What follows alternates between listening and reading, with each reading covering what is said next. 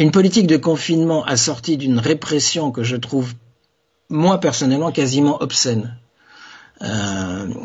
Infliger des amendes qui vont jusqu'à 3500 € à des gens qui gagnent, qui sont peut-être au RSA, et qui en peuvent plus, qui sont en train de devenir dingues dans le confinement et qui vont essayer de prendre l'air, d'accord, une telle violence, une telle férocité, jusqu'à des peines de prison ferme, etc.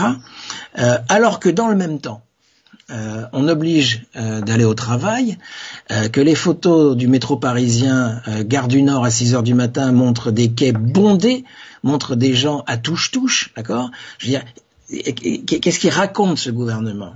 Je veux dire, qu'est-ce qu'il nous dit? Il oblige les gens à aller travailler à Paris, d'accord, 14 millions d'habitants, dans un métro bondé, mais il fait surveiller les plages du Finistère par des hélicoptères. Attendez, excusez-moi, mais il y a marqué du con sur mon front. Enfin, je veux dire, c'est quoi le truc? Je veux dire, à quel moment, jusqu'à combien de temps on va se foutre de notre gueule avec ce truc-là? Je veux dire, soit il y a un problème de confinement et on confine, soit on peut envoyer tout le monde bosser dans le métro et faut arrêter d'emmerder le monde parce qu'ils vont prendre l'air sur une plage.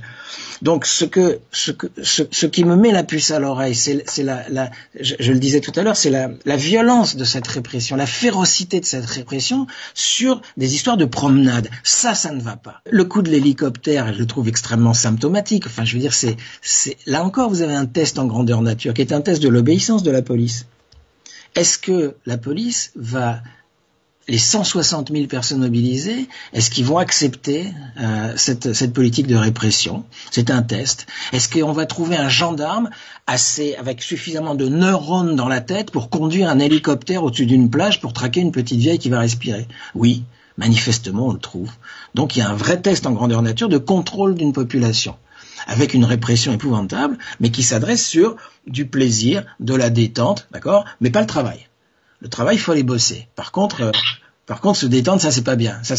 Là, vous avez une moralisation du problème. Enfin, c'est insensé.